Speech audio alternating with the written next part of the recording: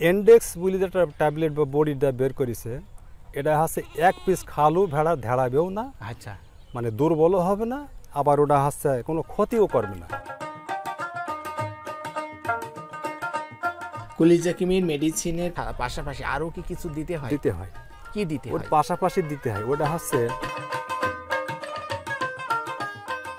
তো লিভার টনিকটা আপনারা কিভাবে খাওয়ান, মানে ডোজটা কেমন আর কি? ওটা ডোজ হচ্ছে এই যে মোটা সিরিঞ্জ আছে। দর্শক বন্ধু ও খামারি ভাই ও বোনেরা, আসসালামু আলাইকুম। প্রীতি ও শুভেচ্ছা জানিয়ে শুরু করছি আপনাদের প্রিয় অনুষ্ঠান বাংলার কৃষি কথা, নতুন একটি পর্ব। দর্শক বন্ধুরা, ঘুরতে ঘুরতে আজকে চলে এসেছি চুয়াডাঙ্গা জেলা দামুড়হুদা উপজেলা ভগীরথপুর গ্রামে। দর্শক বন্ধুরা, আজকে আমি এই গাড়ল খামার সম্পর্কে A to Z জানাবো। এই গাড়ল খামারি কিভাবে তার গাড়লগুলো লালন পালন করে সেটা জানাবো। ওয়াসির রহমান আমাদেরকে এই গাড়লগুলো কিভাবে লালন পালন করে এবং দেখাশোনা করে সেই বিষয়ে বিস্তারিত আমাদেরকে জানাবে। তো দর্শক বন্ধুরা, তাহলে চলুন আমরা শুরু করি।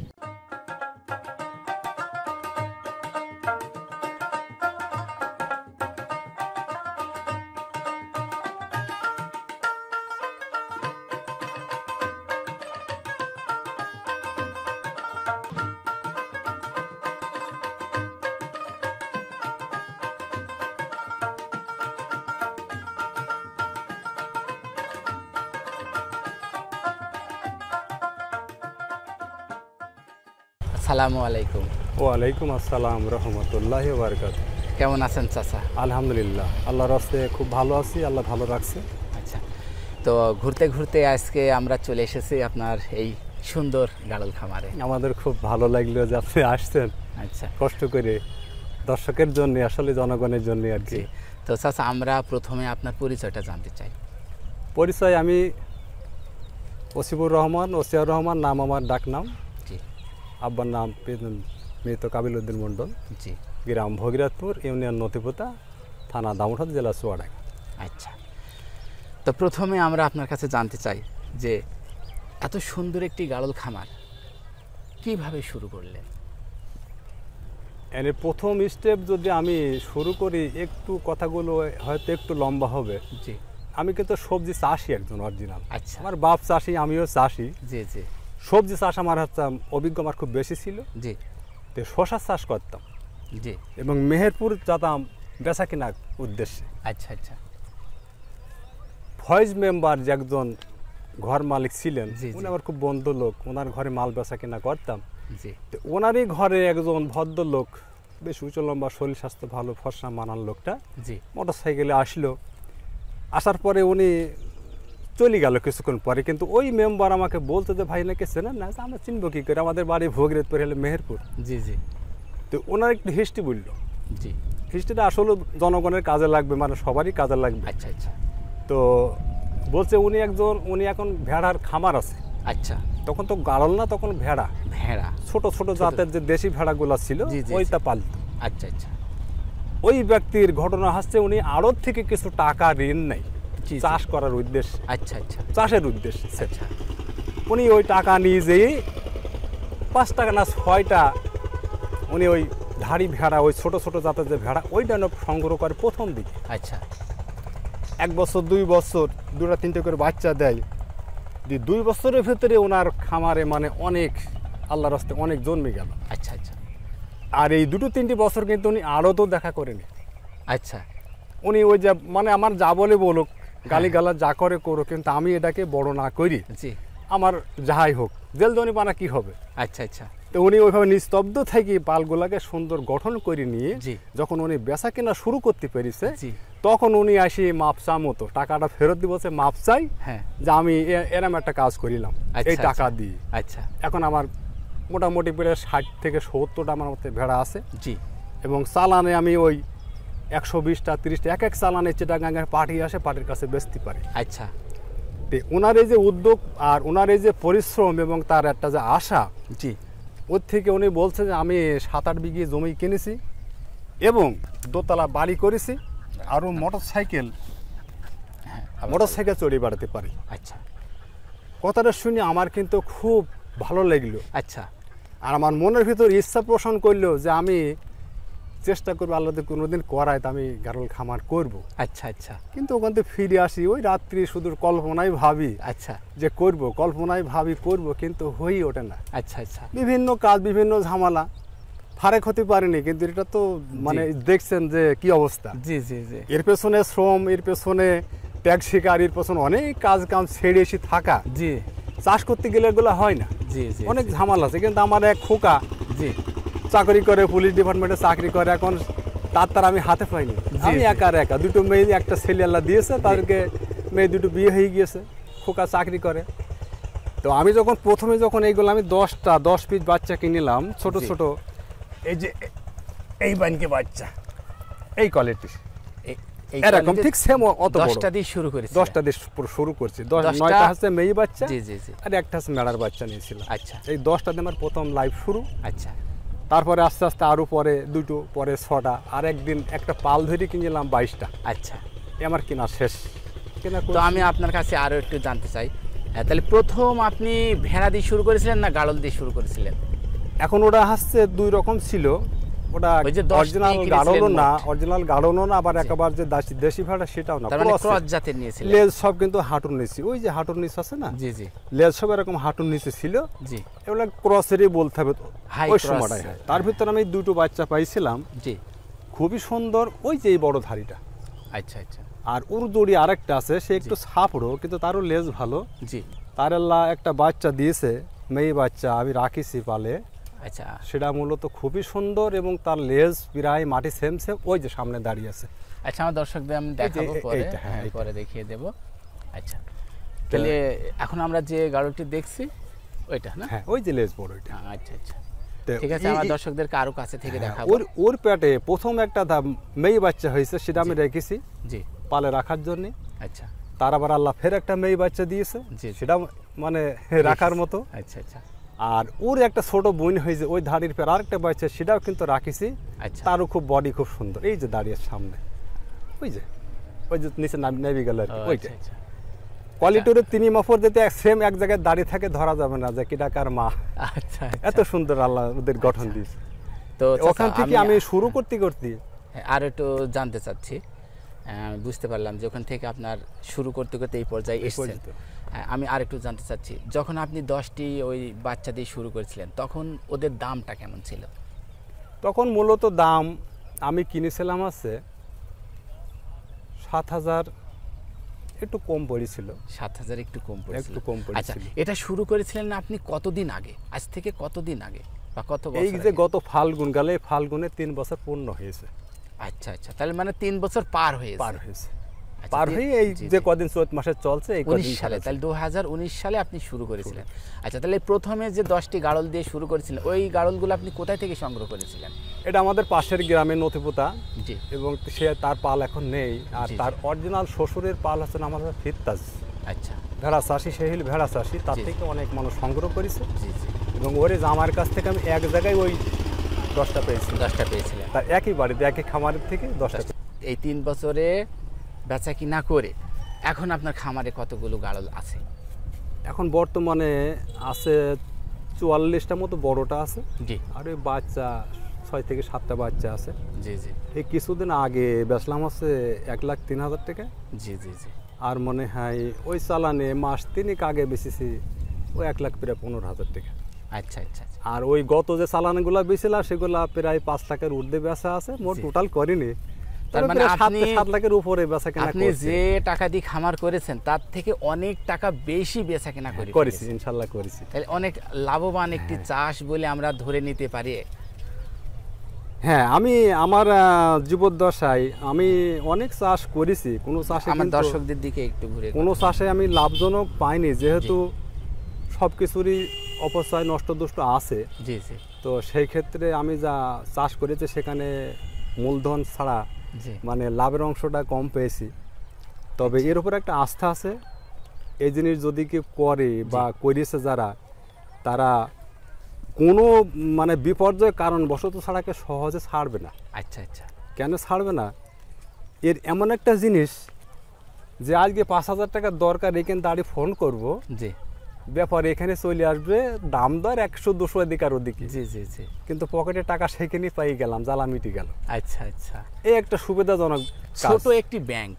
ছোট একটা মানে ছোট ব্যাংক নয়, বড় ব্যাংক। বড় ব্যাংক, আচ্ছা আচ্ছা। হ্যাঁ, এর মধ্যে একটা ঘটনা, আমার দুর্ঘটনা ঘটেছিল গত বছর ঠিক ভাদ্র মাসে। জি। একটু ভুলের কারণে আমার 20 থেকে 22টা গাড়ল আমার কাছে মারা গিয়েছিল, ছোট বড়ই। ওই কলিজা কৃমি ডোজ করতে গিয়ে ডোজের পরিমাণ ডাক্তারে ভুল করি একটু বেশি করে ফেলেছিল। তোর মানে যে প্রোটেকশনের যে সাইডে যেটা থাকে ওটা হচ্ছে দিওল না দেওয়ার ভুলের কারণেই আমার 22টা মতো গাড়ল আছে ওই মারা গিয়েছিল। তখন সে যাই হোক, সেটা হয়তো আমার দুর্ভাগ্য ছিল, দুর্ভাগ্যজনক ব্যাপার। এই কলিজা কৃমি ডোজ ভুল ছিল। মানে বেশি ছিল, যেখানে 1 সিসি লাগবে সেখানে দিয়েছিল 2 সিসি। এটা কি আমি এই হিসাবে ডাক্তারে ভুল করেছিল? হ্যাঁ, ডাক্তারে ভুল করেছিল। আচ্ছা, এটা যেন মনে হয়েছিল যে তার বোধহয় মানে স্মরণেই ছিল না যে এটা যে আমি করছি। এর পাশে যে প্রোটেকশন হিসাবে যেটা ইনজেকশন দেয়, অ্যালার্জিটা ঠেকায়, ওটা তার মনেই ছিল না মনে হয়। আচ্ছা, কলিজা কৃমির মেডিসিনের পাশাপাশি আরো কি কিছু দিতে হয়? দিতে হয়। কি দিতে হয়? ওর পাশাপাশি দিতে হয়, ওটা হচ্ছে ওই অ্যালার্জি জাতীয় যে গ্রুপের ইনজেকশন আছে, সেগুলো প্রোটেকশন দেওয়ার জন্য, যাতে দ্রুত কিছু না হয়, দুর্ঘটনা না। জবাই করতে পেরেছিলাম 5 থেকে 6টার, বাদ বাকি সবই মানে মারা গিয়েছিল, পুঁতে ফেলতে হয়েছিল। আচ্ছা আচ্ছা, যাক এটা তো যাক, মানে সেখানে আমার একটা দুর্ভাগ্য। ওইখান থেকে আমার মনটা, ওই সময় আমার পালে খামারে গাড়ল ছিল আছে 95টা। আচ্ছা, 95টা ছিল। জি জি, আচ্ছা আচ্ছা। তো যাক, হয়তো কপালে ছিল। এটা হচ্ছে আমি দর্শকদের বলবো, যারা হয়তো ভাববে যে হাতে মানুষ যত দামি জিনিসই হোক, হরণ মরণ হতে পারে, মরণ তো আছেই, জীব মাত্রই মরণশীল। যে জীবই হোক না, জীব মাত্রই মরণশীল, মরণ আসতে পারে, মরণ হতে পারে। এই যে করোনা, কত লক্ষ হাজার মানুষ মারা গেল, এত মূল্যবান জিনিস চলে যাচ্ছে, কোথায় কি হয়ে যাচ্ছে। কিন্তু আমি ওই সময় নার্ভাসও হয়নি। আমরা দুই বাপুই বা আমার আত্মীয় স্বজন সবাই ছিল যে কি ঘটনা এরকম হয়ে যাচ্ছে, কিন্তু আমরা কোনো সময় একটু মানে দুর্বল হয়নি। জি জি। যেমন আছে এই ভাদ্র মাস থেকে এ পর্যন্ত জি আমার খামারে প্রায় ফেরাবার, যে বলছেন আমি 2 লক্ষ প্রায় 30,000 টাকার মাল বেচা কেনা করতে পারলাম। তো সেই আল্লাহ ফেরাবার দিয়েছে। জি জি। এতে 2-5টা মরবে হবে, এর থেকে তো বাড়ন্ত জিনিস, কিন্তু কমছে তো না। আচ্ছা, এখন আমি আপনার কাছে জানতে চাই, এদের খাদ্য চাহিদা আপনি কিভাবে মিটিয়ে থাকেন? খাদ্য চাহিদা খুব সহজ পন্থা। আচ্ছা, আমার এত সুন্দর সহজ পন্থা। আমি আমার যদি খামারে যান ইনশাল্লাহ, তাহলে সেখানে আমি দেখাবো যে আমি কিভাবে, আমার গ্রামে কিন্তু 4টে খামার আরো ছিল। জি জি। তারা কিন্তু মাঠের দুর্যোগ, মাঠের অবস্থা বুঝিয়ে তারা কিন্তু আগের থেকে পাল সব উঠিয়ে বেঁচে দিয়েছে, সবাই একা স্রেফ করে বেঁচে দিয়েছে। আচ্ছা, একমাত্র যে রাস্তার কোল গাউট ছাড়া মাঠে ঢোকার কোনো পথ ছিল না, এমন পরিস্থিতি ছিল। আচ্ছা। আর আমার হাতে 1 বিঘে জমি ঘাস লাগানো আছে, যেটা আছে মোটা, যে কুসুর জাতীয় আগ জাতীয় যে ঘাসটা, ওটা 1 বিঘে জমি আমার ওই ঘাস আছে। আমার ওই বলে কিন্তু ভেড়া আমি বেছে নিই। আচ্ছা আচ্ছা। আমার ঘাস চড়ানোর মেশিন আছে, ওই মেশিন দিয়ে চুরিয়ে ড্রেন আছে, প্লেন শীতের ড্রেন আছে, ওই ড্রেনে ফেলে দিলে পরে ওরা গরুর থেকে ডুমু বেশি খায়। আচ্ছা, ওটা তো বালতি খাবার দিচ্ছেন, এখানে পেট ভরুক না ভরুক নিজেই দেখা যাচ্ছে দিয়ে দিলাম, খাই একদম পেট টনটনি হয়ে গেল। আর এই যে আমরা দেখছি যে এরা সবুজ জাতীয় ঘাস খাচ্ছে পুকুরে, পাহাড়ে, এই এমন কোনো ঘাস নেই যে ওরা খায় না। আচ্ছা আচ্ছা। এমন কোনো ঘাস নেই যে ওরা খায় না। এই কয়েকটা গাছ, এই যে একটা গন্ধ গাছ, এইটি হয়তো খায় না। তাছাড়া বাদ বাকি মাটিতে যত প্রকারের লতা পাতা জাতীয় ঘাস আছে সব খায় ওরা, সব খায়। চুরি পেট ভরছে না, তখন ওই যে হয়তো 2 বোঝা 3 বোঝা 4 বোঝা কেটে নিয়ে এসে চুরি দিয়ে দিলাম, খাই। তো আপনাদের এলাকায় কোন সময় ঘাস পাওয়া যায় না? আমাদের এখানে আপনার যখন মাঠে ধান লাগানো শেষ হয়, যখন ধান লাগানো শেষ হয় ওই মুহূর্তে মাঠে আর তখন নামানো যায় না। তখন শুধু রাস্তার উপর ছাড়া, রাস্তার গাউট ছাড়া আর পথ থাকে না। জি জি। ওই মাঘ মাসের থেকে শুরু করি এই পর্যন্ত। আচ্ছা আচ্ছা। এ পর্যন্ত মাঘ মাসের মানে মাঘ মাস নয়, পৌষ মাসের থেকে শুরু হবে ধান লাগানো অবস্থা। পৌষ মাসের থেকে 3 মাস একটু খুব কষ্ট হয়। তারপরে এখন আবার এই যে ভুট্টার জমি খালি হচ্ছে, তারপরে গমের জমি খালি, তামাকের জমি, পেঁয়াজ জমি, এইগুলো সমস্ত দিক দিয়ে এখন টুকটাক মাঠে ঢোকালি পরে ইনশাল্লাহ পেট ভরে যাচ্ছে। আর যদিও ভরো, আমি তো ওই আশায় থাকিনি। এক কথা, আমি ওই আশায় থাকিনি যে ওরা পেট ভরুক না ভরুক, আমি বাড়িতে খাওয়ার ব্যবস্থা করে রেখেছি। একটু কাজে গিয়েছে, কাজে তো আসি দেরি হবে, দুপুরে ঘাস চুরি খাইতে নিজে খাই নিল, ওরা একটু খাই নিল। আচ্ছা আচ্ছা, এবার ছাড়লাম, এক পাক চড়ি গেল, পেট ভরি গেল। আচ্ছা, এইভাবে এটা খুব সহজ পন্থা। আমি কিন্তু প্রত্যেকটা চাষিরই, গরু পালুক আর মানে ভেড়া পালুক যাই পালুক, আমি বলি যে প্রত্যেকটা মানুষের কাছে একটা ভ্যান থাকবে, জি, পাশাপাশি তার 10 কাঠা 1 বিঘে ঘাস থাকবে, জি জি, তাহলে 5টা গরু এবং 50টা মানে গাড়ল পোষা তার দ্বারা সম্ভব, অসম্ভব কিছুই নাই। আচ্ছা, খুব সহজ পন্থা, খুব সহজ, মাঠের দরকারই হবে না। আচ্ছা আচ্ছা, তো এখন আমি আপনার কাছে জানতে চাই যে এদের চিকিৎসা আপনি নিজে করেন না ডাক্তারের মাধ্যম দিয়ে করেন? চিকিৎসাটা নিজে হয় না, যেহেতু আমরা লেখাপড়া কম জানি, জি জি, তাতে কোনটি কখন করতে হবে সেইগুলো হয়তো অত স্মরণে থাকে না। জি জি, তো দেখি যে পাশে ডাক্তার থাকে, চারুলিয়া যে শরীফুল আছে ভালো বিশেষজ্ঞ, মানে ভেড়ার দিক দিয়ে, তো ওর কাছে গেলি পারে কিংবা ফোন করলে পারে, ফোন নাম্বার থাকে, ও চলে আসে ডাকলি। আচ্ছা, যখন যেটি প্রয়োজন, যখন যেটি দরকার আমরা বলি বা জিজ্ঞাসা করি যে ভাই এখন এই মুহূর্তে কি করতে পারি। আচ্ছা আচ্ছা, হয়তো ফর্মুলা জানিয়ে দেয়, না হলে যদি আসার প্রয়োজন মনে হয় তাকে তখন ডেকে নেওয়া হয় যে ভাই আসি আমার খামারে। তো এদের কৃমির ঔষধ আপনি কতদিন পর পরে খাওয়ান? কৃমির ওষুধ সর্বনিম্ন আছে 2.5 মাস। 2.5 মাস, আর উঠতে গেলে 3 মাস পার হওয়া যাবে না, 3 মাসের মাঝখানে মধ্যখানে আছে কৃমি ডোজ করাটা উত্তম। আচ্ছা চাচা যান, তাহলে আমরা বুঝলাম যে আপনি ডাক্তারের মাধ্যমে চিকিৎসা করেন। জি জি। আচ্ছা, তো কত মাস পর পরে আপনি পিপিআর ভ্যাকসিন করেন? পিপিআরটা মূলত বছরে আমরা আগে করতাম 2 বার। জি। তো বর্তমান কিছুদিন আগে থেকে জানতে পারছি যে 2 বার করা থেকে পিপিআই কাজ খুব একটা ভালো উপকার পাওয়া যায় না। আচ্ছা, তো আমরা এখন মানে গত ঈদ থেকে আমরা 3 বার পিপিআই করার জন্য চিন্তা ভাবনা করছি। 4 মাস পর 3 4 12 4 মাস পর। আচ্ছা, আপনারা খুরা রোগের ভ্যাকসিন করেন? খুরা রোগটা খুব গুরুতর বিষয় না। না, তার মানে ওই একদিন খোড়ায় তারপরের দিন সারি যায়, একদিন খোড়ায় তারপর সারি যায়, ও ঘা হয় না, অন্য কিছু হয় না। আচ্ছা আচ্ছা, গরু মহিষের হলে পারে খুব ক্ষত হয়, পোকা হয়, অনেক কিছু হয়, কিন্তু ভেড়ার ব্যাপারে দেখলাম খোরা তো খুব একটা, তবে খোরার ভ্যাকসিন দিয়েছি, ভ্যাকসিন দেওয়ার পরও তো খোরা হয়ই, এই জন্য তো ওর উপরে গুরুত্ব নেই। কিন্তু মেন হচ্ছে আপনার যে কলিজা কৃমি ভ্যাকসিন, এটা করা লাগবে। জি জি। পিপিআইটাও বছরে যে 3 বার, অনেকে করে 2 বার, আমরা করি 3 বার। জি। এদিক দেখছেন ভেড়ার সব শরীর স্বাস্থ্য মোটামুটি আল্লাহর রাস্তায় সব ভালো আছে, সুন্দর আছে, খুব সুন্দর আছে। তারপরে ওর সাথে কিছু পাশাপাশি ভিটামিন খাওয়ানো আরো ভালো। আচ্ছা, মানে খাওয়ার একটা যে আগ্রহ এগুলা খুব বাড়ে। আচ্ছা, লেবার টনিক যে আমরা গত ঈদে খাওয়াইছিলাম 2 ডোজ। জি জি জি, পরপর 6 দিন 7 দিন করে খাওয়াইছিলাম, তাতে মানে যেখানে দিন এখানে মনে হয় মাটি শুধু কামড়ে খাবে, তাই এত পরিমাণ খাবার। লিভার টনিকের এত গুরুত্ব।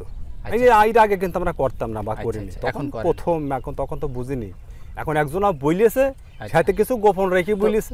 তো লিভার টনিকটা আপনারা কিভাবে খাওয়ান, মানে ডোজটা কেমন আর কি? ওটা ডোজ হচ্ছে এই যে মোটা সিরিঞ্জ আছে, যে গরু মোষে যে ইনজেকশন করে মোটা সিরিঞ্জ, ওখানে যে যেমন মানে বাচ্চাগুলো সিসি হিসাবে, বড় গুলার হচ্ছে 15-16 সিসি 18 সিসি দেওয়া যাবে, তারপরে মেড়া জাতের গুলো 18-20 সিসি দিলেও সমস্যা নেই।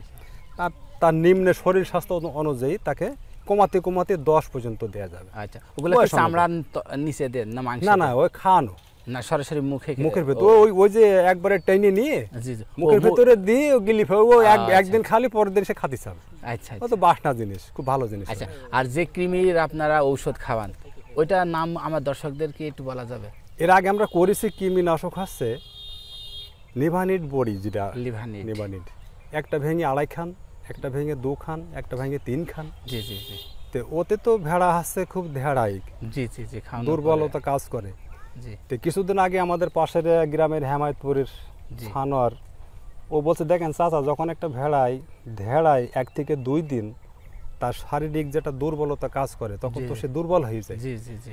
তো এন্ডেক্স বলে যেটা ট্যাবলেট বা বডিটা বের করেছে, এটা হচ্ছে 1 পিস খালু ভেড়া ধ্যাড়াবেও না। আচ্ছা, মানে দুর্বলও হবে না, আবার ওটা হচ্ছে কোনো ক্ষতিও করবে না। আচ্ছা, তার খাওয়ানো দরকার 1/2 খান, কিন্তু ভুলবশত তার 2 বারে 1 খান খাওয়ানো পড়েছে। জি জি জি, কিন্তু সে ক্ষতিগ্রস্ত হবে এমন নাই। আচ্ছা, আর ওই নিবানিট বড়ি যদি ভুলবশত যদি একটা খাওয়ানি পড়ে, তাহলে বাঁচানো মুশকিল। আচ্ছা আচ্ছা, খুব হিসাব নিকাশ। তাহলে এখন আপনারা বর্তমানে কোনটা খাওয়াচ্ছেন? আমরা ওই এন্ডেক্স খাওয়াছি এখন বর্তমানে ওটা খাওয়াচ্ছি। আচ্ছা আচ্ছা, তাহলে আমার দর্শকরা শিখলো। এর আগে আমার দর্শকরা এলডিভেল, লিভানিড এগুলা খাওয়াতো, আজকে নতুন একটি নাম শুনলো। এটা আমাদের দেখতে ভালো আসছে, তার মানে ক্ষতি কম, ধারাচ্ছে না, গাড়লগুলো দেখেই বোঝা যাচ্ছে শরীর স্বাস্থ্য মোটামুটি সব দিক দিয়ে ভালো। দর্শক বন্ধু, ও খামারি ভাই বোনেরা, এই ছিল আজকের ছোট্ট একটি ভিডিও। আপনারা ভালো থাকুন, সুন্দর থাকুন। দেখা হবে পরের একটি ভিডিওতে।